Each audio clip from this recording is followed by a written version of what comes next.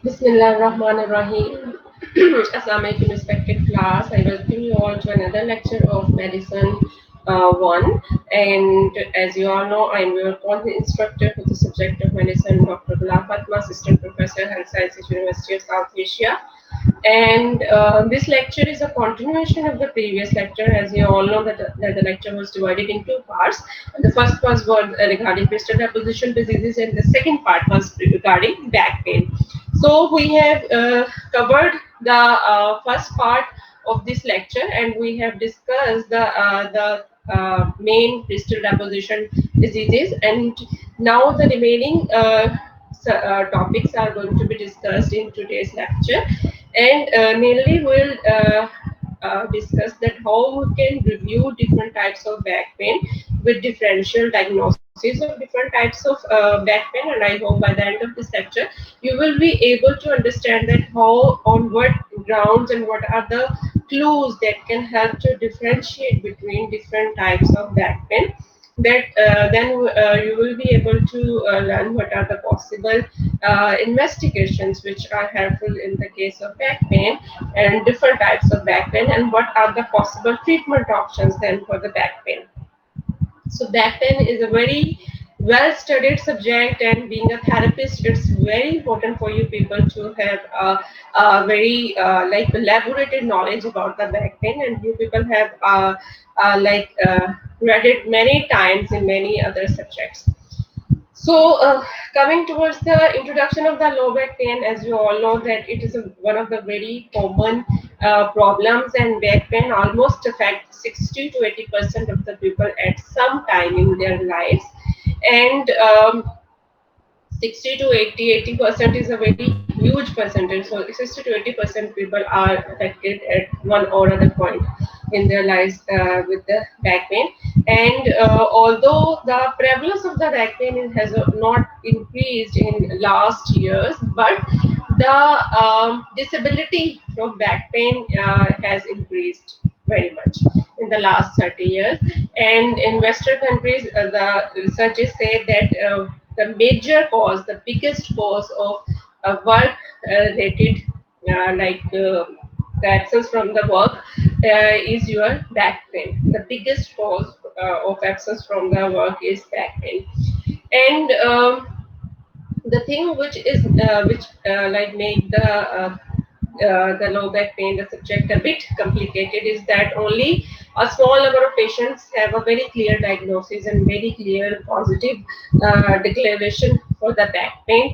And because there are many structures there, and all the structures like the spinal column, cartilage, other than the cartilage, all the structures in your spinal column are pain sensitive. So it means that all the structures other than the cartilage are capable of causing back pain. So that's why sometimes its differential diagnosis is a bit complicated. Here we are discussing the differential diagnosis between different types of back pain. But along with the back pain, even the back pain needs to be differentiated from the actual SIJ pain and from the actual hip pain, because sometimes even the areas of distribution of those pain is mimicking just like the low back pain. So those areas need also to be screened when you are assessing the patient with the low back pain. So this is the main thing which is needed. So actually, the what is the need for performing differential diagnosis in the back pain? The need actually is that you need to differentiate the mechanical causes that are actually self-limiting, and that can be resolved by themselves within in less than 6 weeks most of the time.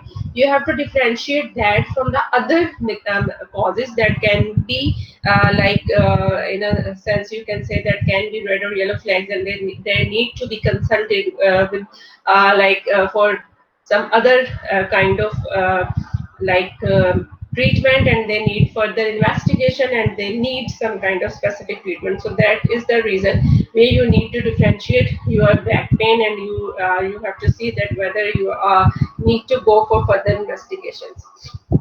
So first of all, the most common cause of the back pain is most of the time the mechanical back pain, and this is also very common, and this is usually non-specific. Like most of the time, the nature of the pain is mechanical. Mechanical means that it is related with the pain movement. Sorry, mechanical simply means that the this type of back pain is related with movement, like it is aggravated by movement, and most of the time it is relieved by the rest, or it is aggravated in certain movements, and certain other movements, the patient will feel less pain in certain other movements. So that's why it is called of mechanical nature. So this is a common type, and this is the one that is self-limiting, and that is not that much of concern. But when we come towards the non-mechanical types of the pain, then the reasons can be quite destructive sometimes. Like there can be some kind of pregnancy that can lead to the back pain. There can be some fracture, and those are very common, especially in the old age, where as the patient is osteoporotic, there are fractures which are occurred. So that's why sometimes the back pain can be due to any fracture. And then another cause is infection. Like if the infection, or due to any cause, if the infection is spread to the spine and your spinal cord, then and spinal column, that is a reason where you need to investigate and do further investigations to find if there is some kind of infection there. Then sometimes there are some inflammatory causes, like seronegative spondyloarthritis. You know that bamboo spine and ankylosing spondylitis, these are the types of seronegative spondyloarthropathies that actually affect your spine, and the consequences, that are quite destructive and quite disabling if these are not treated and not managed in a proper way. Then there are other specific causes, like one of those is intervertebral disc prolapse, and intervertebral disc prolapse. You see that this is another reason where the patient has a disc prolapse, and it can have associated neurological deficit with this. Then, along with all these things, you have to the further question you need to ask in differential diagnosis is if the patient is having neurological features. If the patient is having neurological features, then there are two scenarios. Either the patient with neurological feature can be an urgent case to tackle, like in corda compression. As you all know, that if that case in corda is an medical emergency, this is a red flag sign that needs to be tackled on a very urgent basis. Otherwise, can lead to the urinary and fecal incontinence, and even paralysis of the lower limb can be there. And there are certain causes, those are not urgent. They do have neurological deficit, but that is not urgent. Like the root compression, there is radical pain in the dermatopal pattern and myodermal vein, and like the sign and symptoms of root compression. But that doesn't mean that this is actually not anything urgent, and it doesn't always require surgery type of a thing. That's why we categorize in non-urgent. So this is actually your initial triage of assessment of back pain. As a result of your initial assessment, you must be able to categorize your back pain at least in one of these categories. Either the back pain can be mechanical, it can be non-mechanical but with some destructive causes, and it can be due to some inflammatory causes, and it can be due to some other causes like relapse, etc. And all that need, then again in the next step you need to see about you have to see in detail the neurological features, and you have to pay attention if the patient is developing corda equina compression, because that is a medical emergency, and you have to recognize the signs and symptoms of corda equina compression. And then the root compression is there, that is not that much of emergency like corda equina compression.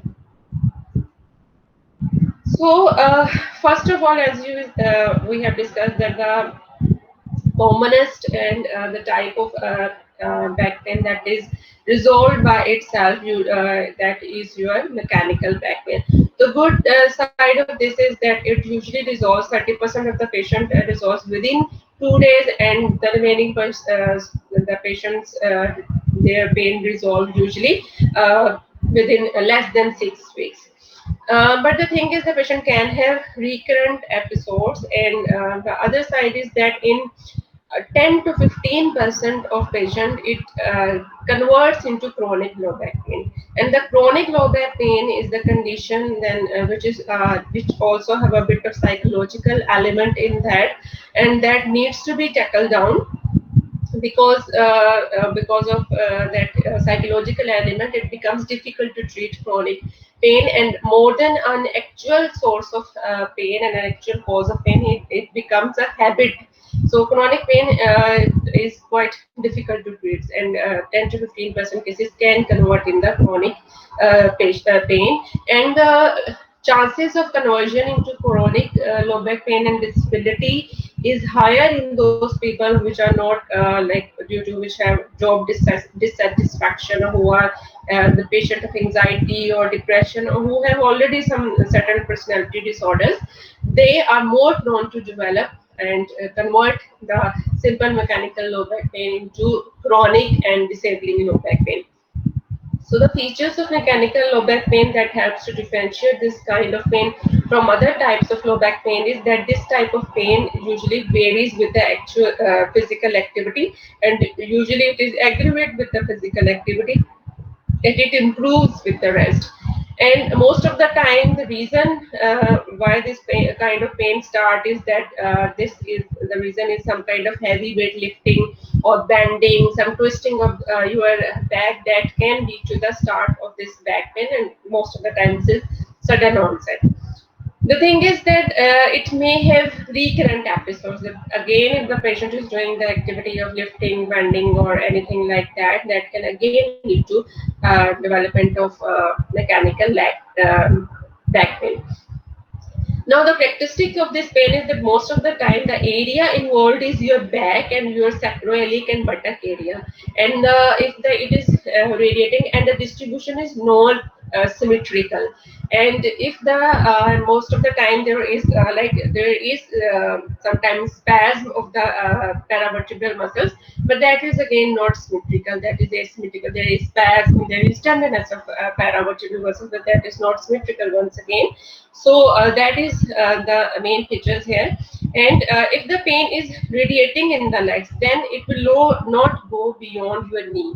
So that is a feature that is specific to your mechanical back pain. If the your pain is radiating and it is like spreading below knee, below knee, then you need to further investigate the cause. There may be some other cause other than the mechanical backache.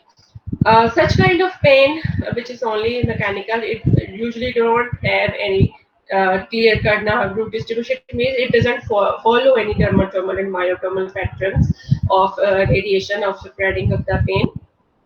And there are no other systemic feature. As you all know, there is inflammation in the body, there is infection. Then you will also have some other signs and symptoms like fever and MLIs or any other sign and symptoms will be present there that are absent in the case of mechanical low back pain. And as I have already discussed, that it has very good prognosis, and like majority of the patients, 30% of patients recover within 2 days, and the remaining recovers in less than 6 weeks. If the patient is not recovering within 6 weeks, then again this is you can say the red flag sign, and it clues towards that there is some other cause other than your mechanical low back pain, and you need to investigate it in detail. Uh, Okay, so the thing is that mechanical back pain is majority of the time, 90% of the episode patients suffer from, they are from the mechanical back pain, and the age group affected in the mechanical pain is from 20 to 55 years.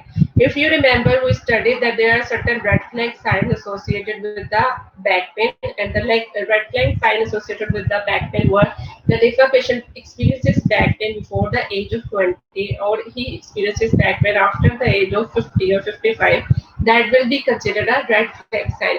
So the mechanical back pain is usually experienced between the age of 20 to 55 years of age. So I have already discussed that it has paraspinal muscle spasm and tenderness, but that is asymmetrical. It doesn't radiate beyond your knee, and there is painful restriction of movement, but not all the movements are equally restricted. All the movements are not equally restricted. Some are more restricted and some are less restricted. Like some find it difficult to do flexion after this, and some find it difficult to do extension after this. So there is varying movements, and my movements differ in their restriction. Okay, then sometimes there is a case when back pain is precipitated by extension, and if the extension is the cause of your back pain, so maybe it may be related to the facet joint hypertrophy, or sometimes the reason behind that is spinal stenosis, because both of these spinal stenosis and facet joint hypertrophy, the pain will increase in extension. It will be relieved in flexion. So these are the main reasons associated with mechanical back pain. And if you are like well aware of the pattern of the mechanical back pain, then it will be easy for you to understand if the pain is not having a mechanical nature or the pain is non-mechanical pain. So, first of all, the reason behind non-mechanical pain, we have already discussed that there are many types of pain. All of the inflammatory, destructive, and any other causes will be non-mechanical. There is mechanical, and all the other can be labeled as non-mechanical. So, if the pain is due to some inflammatory nature of disease like spondylitis, say ankylosing spondylitis, which usually have a gradual onset, and mostly onset of it is before age of the 30. And as you all know, then where when there is some kind of inflammatory spondyloarthropathy, then the main skeleton axial skeleton is usually informed, and the pattern of involvement is very symmetrical, and it usually spread over segment. As giving you example of ankylosing spondylitis, most of the time it spreads from sacroiliac joint is the first to involve, and then the other segments get involved progressively upward in the spine. So this is the main like thing, and finally your thoracic region is involved, and it becomes the bamboo spine. So usually the inflammatory nature of pain, that is actually the age is very early to start. It will have a gradual onset. It will have a symmetrical onset, and a particular pattern will be followed. And if the as I have discussed that the pain of ankylosing spondylitis usually start with the sacroiliitis, and sacroiliac joint is the first joint to be involved, and so the pain of sacroiliitis will be felt maximally in the buttocks, and it can be radiated into the posterior thigh. As I have mentioned earlier, that it is very necessary to differentiate your low back pain from the your lower lumbar region, and mainly from the sacroiliac joint, because the pattern is very much similar, and also from the hip joint, because sometimes the pattern of the hip pain is even very much confusing when discussing about the low back pain. Okay, then if the another very striking feature that helps you to differentiate inflammatory nature of the pain is stiffness, morning stiffness especially, and inactivity stiffness, that is also sometimes called gelling. So there is, on all the inflammatory conditions, when there is no activity and the joint is not moved, then patient develops stiffness. And you are very well aware of the morning stiffness in the rheumatoid arthritis and other inflammatory conditions, that stiffness may last for 1 hour or even more. And this kind of pain improves with activity rather than worsen. In mechanical back pain, we discussed that pain usually increases with physical activity and like alleviates with rest.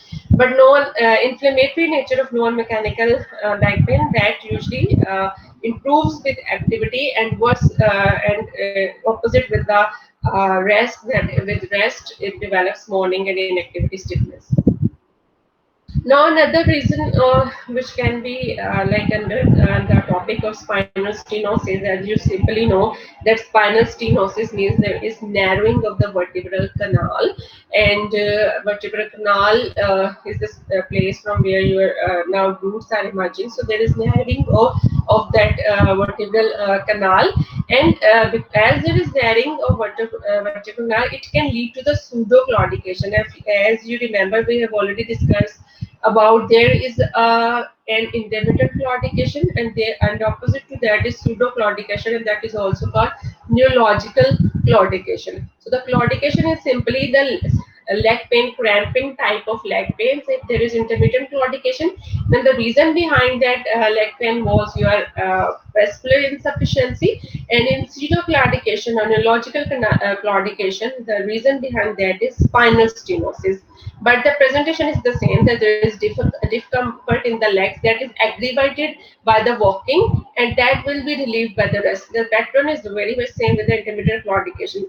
But if you remember, we discussed a bicycle test previously, discussing these topics in differential diagnosis, that if we perform a bicycle test in which the patient is made to perform and move the legs first in an upright straight condition, then in the forward bended position, and when the patient of the intermittent claudication will have no difference in both of these positions, but the patient of pseudo claudication will relieve the symptoms when he will be doing cycling in forward bending position, because when you bend forward there is opening of the vertebral canal, and the pressure and the narrowing, the symptoms which were caused by the narrowing, those are relieved.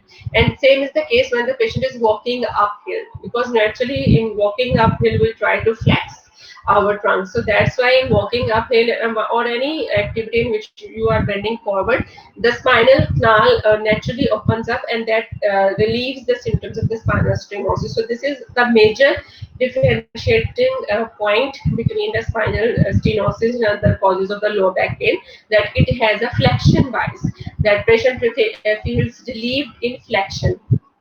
So the reason behind spinal stenosis, sometimes the reason is Paget disease. We will be discussing the Paget disease in detail in upcoming lectures, but it is simply where the vertebrae actually enlarge, and when they are enlarged, obviously the spinal and vertebral canal will be narrowed, and as a result of that narrowing, spinal stenosis is developed. And then if there is spondylosis, where there is osteophyte formation, that can have the same effect, and that can lead to the spinal stenosis too. So these are the major reasons that can be there for the development of spinal stenosis. But the major differentiation point is that in spinal stenosis, the symptoms are relieved in flexion, and the symptoms are aggravated in extension, because in flexion the vertebral canal is widened up, and in extension the vertebral canal is narrowed, uh, further narrowed.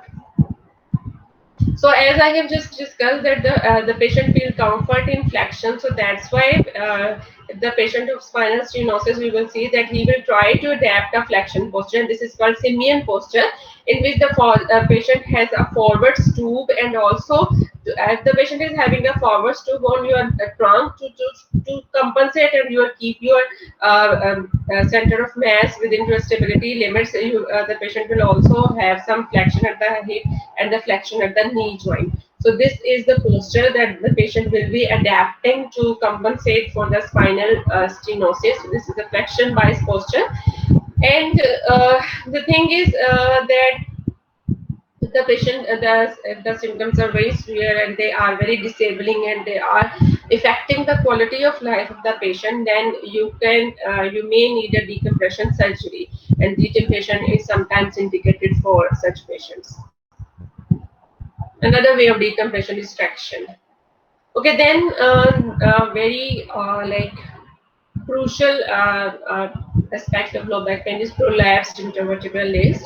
And as we all know that with age there is reduction in protoglycans within the nucleus pulposus, and the viscoelasticity is reduced, and there can be a focal damage, and disc herniation can lead to this. And the most mobile segment of your trunk after your neck is L4, L5. So that is mostly the reason that this is the area that is mostly affected with the prolapse of the intervertebral disc.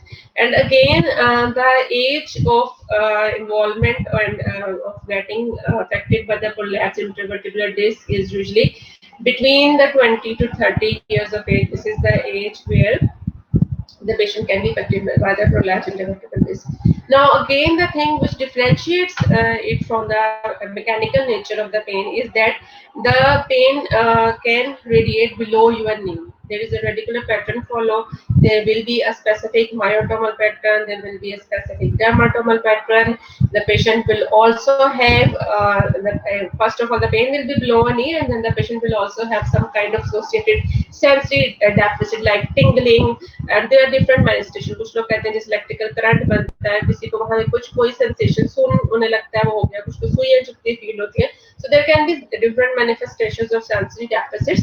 If there is cord compression specifically, then patient can also feel some kind of motor weakness there.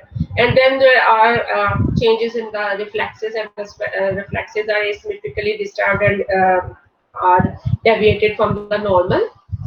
And as the patient has neurological actual neurological deficit, if you will put the specific nerves to test, and you will perform the sciatic nerve, or you will that is usually for the sciatic nerve, you will perform the SLR, and you can test the femoral nerve, and you will perform SLR and other femoral Faber test etc. Those tests will be positive, and those are used to differentiate this kind of pain from other kinds of mechanical back pain. So again, when the patient is having a prolapsed intervertebral disc, the nature of this pain is again cyclic. There is flare where the symptoms are very worse, and sometimes the patient is even unable to walk. But then gradually the symptoms settle down. Then again, by sometimes there is some precipitating factor, like if the patient bends down or pick up something, then again the pain will start, and again there will be flare of the symptoms.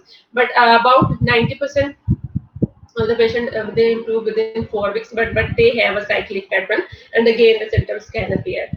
Now, all the patients do not need surgery. Only if they are persistent neurological deficit, even at the 6th week, as we said that if the symptoms settle down before 6 weeks, then usually surgery is not indicated. But if the symptoms do not settle down within 6 weeks, then the patient may need to go for surgical intervention.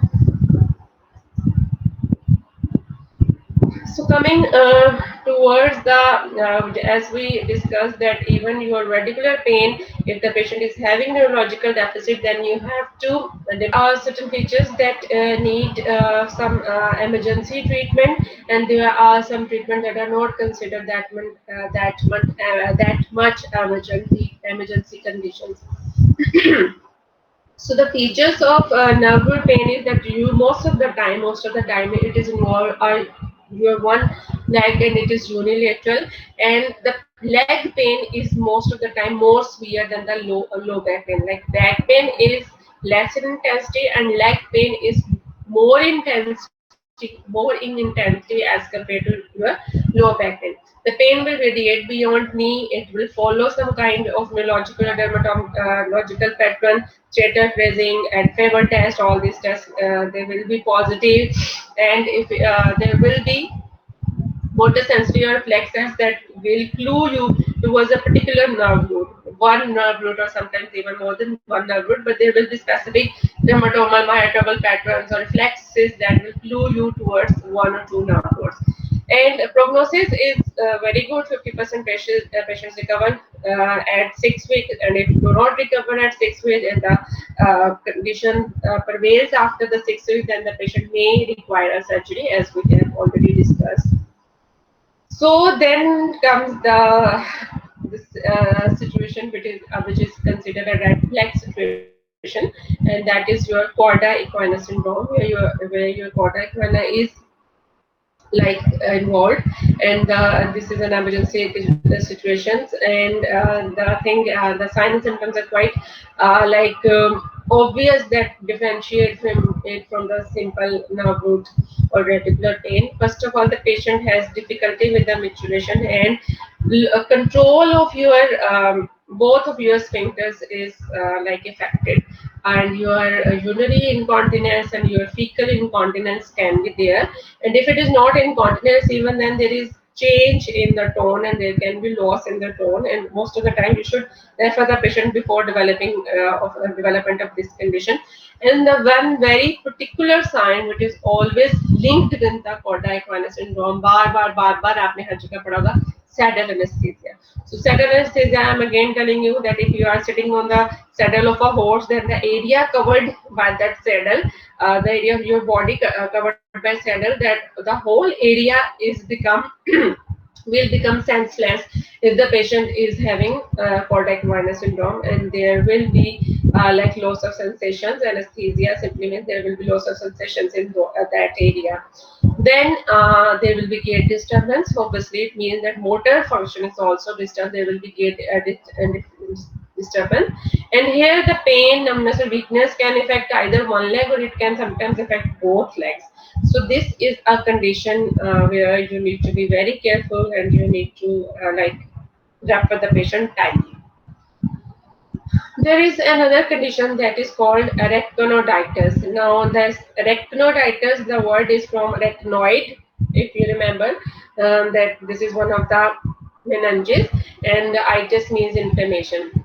So this is actually inflammation, chronic inflammation of nerve root sheaths in the spinal cord, and they cause very severe lower pain. Although this is not a very common condition, this is a rare condition, but this is like a possibility, and sometimes it is also like combined with the nerve root symptoms, and actually there is a nerve root uh, what you can say nerve sheath is inflamed in that. And the reason behind that is that sometimes it is a sequelae of meningitis, that if the meningitis is in the case of complicated meningitis, the patient may develop arachnoiditis, or in some cases spinal surgery. As a result of spinal surgery, the infection can spread, and there is nerve root inflammation.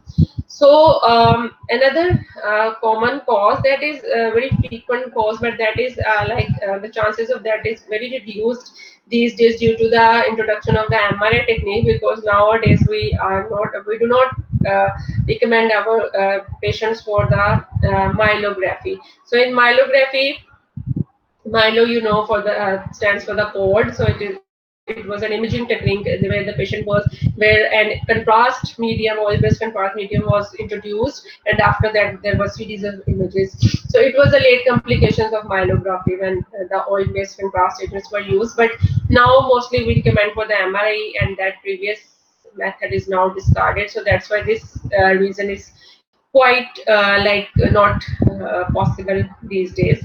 But meningitis and spinal surgery, that can be a possible cause there. And the thing which makes it difficult is that no satisfactory treatment is available for arachnoiditis.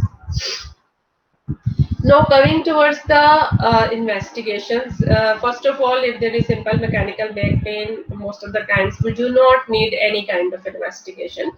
But if the symptoms are not settling down within 6 weeks, or if the symptoms are variating below your knee, then and other red flag signs are present, and then like there is sensory deficit, motor deficit, then MRI should be undertaken. And sometimes, if as you all know, that X-ray only show your bony changes majorly. So if there is like some change, there is disc prolapse or anything like that, so that will not be picked with your X-rays. So X-rays are good in cases where there is osteophyte and there is spondylosis, but MRI is actually good for many cases. If there is stenosis, if there is spondylolisthesis, if there is disc prolapse, if there is an inflammatory condition, if there is any abscess, in all those cases, MRI is a satisfactory mode of investigation. Now, CT is considered in case of spine. CT is considered inferior to your MRI in assessing soft tissue, etc. But most of the time, if there are very minor abnormalities in bone architecture, especially, and if there are any conditions where MRI is contraindicated, like the patient is having some pacemaker or metallic clips, etc., then the electromagnetic field produced by the MRI may interfere with the working of the pacemaker especially. So in that case, you may need to go for the CT scan, and MRI is contraindicated in those cases. So, as we already discussed, plain X-ray as are usually not indicated, but sometimes they help to understand if there is flattening of the curve. In that case, they help you to understand that there is flattening of the curve, and this is most of the time due to the muscular spasm. So, plain X-rays can help you to understand if there is flattening of the curve or if there are osteophytes. In that case, they can help you. And in spondylosis, obviously, although there are X-ray changes and there can be osteophyte formation, but apparently the correlation between the pain the patient experiences and the X-ray changes is very poor correlation. Like sometimes the patient is experiencing severe pain, but the X-rays are not showing any such changes like osteophyte formation. And sometimes the patient is having osteophytes and spondylosis evident on the X-ray, but the patient is not presenting with the pain. So that's why there is a poor correlation between pain and X-ray changes. Then again, if we have inflammatory changes and malignancy, then CD active protein and ESR can guide us in that situation, and hemoglobin levels can guide us in that situation that there is some inflammatory or response in the body. Then EMG electromyography can help us for the muscular studies. HLA-B27 will be used in cases of inflammatory spondyloarthropathies. Bone scan will be used in case where there is malignancy. Then bone scan is very helpful. Reticulogram is again a kind of myelography, and this is not used much in these days. It is replaced by MRI, but it is also used. This was also the kind of investigation we just discussed in myelography. Then, if there is metastasis, osteomalacia, and Paget's disease, especially, then alkaline phosphatase levels of alkaline phosphatase are raised. We'll be discussing this osteomalacia and Paget's disease in detail in the upcoming lectures. Then we will discuss that why the levels of the alkaline phosphatase becomes raised in certain cases. Now, coming towards the management of the low pain, actually, the management of the low back pain from the perspective of medicine, they can only give a symptomatic relief. And being a therapist, you are a master of management of low back pain, so you are more. What can I say? Equipped with the tools to manage back pain as other than the tools available for it from the medicine point of view. But first of all, you need to educate the patient, and especially if the patient has mechanical backache, you need to reassure the patient and educate the patient that the pain will settle down in due time. But it may recur, but there is nothing to worry, and obviously the pain will settle down itself. And then other thing is that you should advise the patient to stay active and make him understand that exercise will benefit the patient and it will not harm the patient. It is important to stay actively, and exercise is good if the patient is having, especially if the patient is having mechanical back pain. If the patient is having severe pain, obviously you need to settle down the pain. Then from the medical point of view, you can give paracetamol, NSAIDs and opioids, muscle relaxant. And from the physical therapist point of view, you are very well aware that what are the guidelines to follow to manage the low back pain. Then bed rest should also be discouraged, because bed rest is again counterproductive, as we are saying that staying active is more beneficial for the patient. So that's why bed rest should be discouraged. Then spinal manipulation, spinal mobilization, that can be considered for the pain relief. All the physiotherapy techniques can help the patient immensely in the management of the low back pain. Then there is a very particular advice that although the lumbar sports and back specific exercise, traction, acupuncture, epidural and facet injections, etc. are used, but the evidence is mixed. So from the medical point of view, they say that it is better to not use especially the lumbar sports and the traction, acupuncture and dural, epidural, facet joint injections, and certain exercises may also be counterproductive, but there is no evidence for that. So as I have already discussed, that being a therapist, we are very well aware that which kind of exercise can benefit the patient and which kind of exercise can harm a patient in a particular with a particular pathology. So this was all for the topic today. So actually, it is very important to differentiate between different types of the back pain, and after that, the treatment strategy, and if the patient needs further investigations or patient do not need further investigation, that is that can be considered in a better way. And the thing is that. The medicine do not have a very definite treatment for the back pain. It will only relax the muscles or relieve the pain, but the physiotherapy and exercise play a pivotal role in the treatment of back pain. So you are the masters of back pain. So I will request you people to kindly submit. I'm giving you an assignment at the end of this lecture. All of you should submit an article and study. Especially, you will be finding the guidelines, specific guidelines by some authentic authority about the management of the back pain according to the physiotherapy. These was all which are according to the medical management. But you people will submit guidelines, authentic latest guidelines. From you will search that from you from any authentic source or authentic database, and you will submit guideline for the management of back pain. And what are the guidelines of for the management of back pain?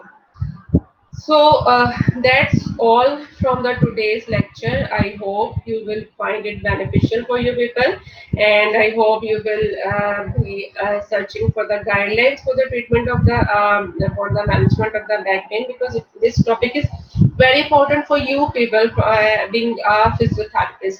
So that's why kindly. Study this topic and find out guidelines for its management according to the physiotherapist perspective.